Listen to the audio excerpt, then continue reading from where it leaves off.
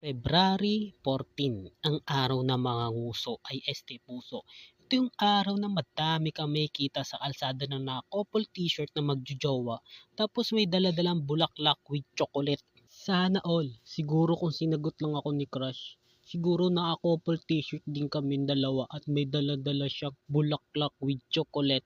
Paanong hindi ka sasagutin? Ang binigay mo sa kanya bulaklak galing sa patay. Hi Crush, flowers for you. O siya, may kukwento ako sa'yo. Nung high school ako, may naging kaklase ako na habulin ng mga babae. Sa tuwing Valentine's Day madami nagbibigay sa kanya ng mga bulaklak tsaka chocolate. Kaya kami mga tropa niya, tuwan-tuwa kami. Bakit naman? Hindi naman sa inyo binigay yung mga chocolate. Sa kanya naman. Bawal kasi siya sa mga matatamis. Kaya yung mga chocolate, ibibigay niya sa amin yun. Kesa naman na itapon niya, diba? Sayang naman. Yung mga bulaklak, saan napunta? Binenta namin. Bulaklak, bulaklak. Sino gusto? 5 piso na lang Bagsak presyo, 5 piso na lang At nung grade 9 ako, men, nung may dumaan na babae sa harap ko, men, ay talagang tumarak sa puso ko yung palaso ni Cupido.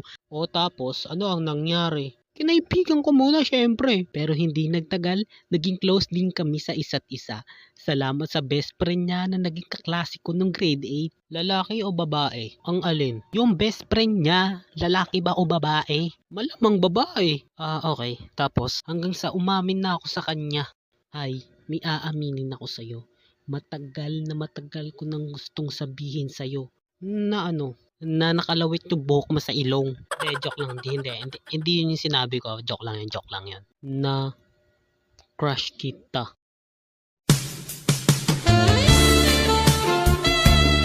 Total, umamin ka na sa akin. May aaminin din ako sa'yo. Pero, tayong dalawa lang makakaalam Ay, eto na. Pagkaka-girlfriend natin sa wakas. Oo, promise. Mamatay man ko sa paa. Crush ko kasi yung tropa mong si Boyet. Teka, ano? Yung kalbong yun? Oo, siya kasi tipo kong lalaki. Hanip tong babaeng to. Mahilig pala to sa kalbo. Kamusta naman Valentine's Day nyo guys? Sinagot na ba kayo ng mga crush nyo? Ay, sana all. At yun, kung nagustuhan nyo tong video kong to, paki-like. At kung hindi ka pa nakasubscribe sa channel ko, mag-subscribe na kayo. At kung gusto nyo magpa-shoutout, mag-comment lang kayo dyan sa baba. Maraming salamat. Bye-bye!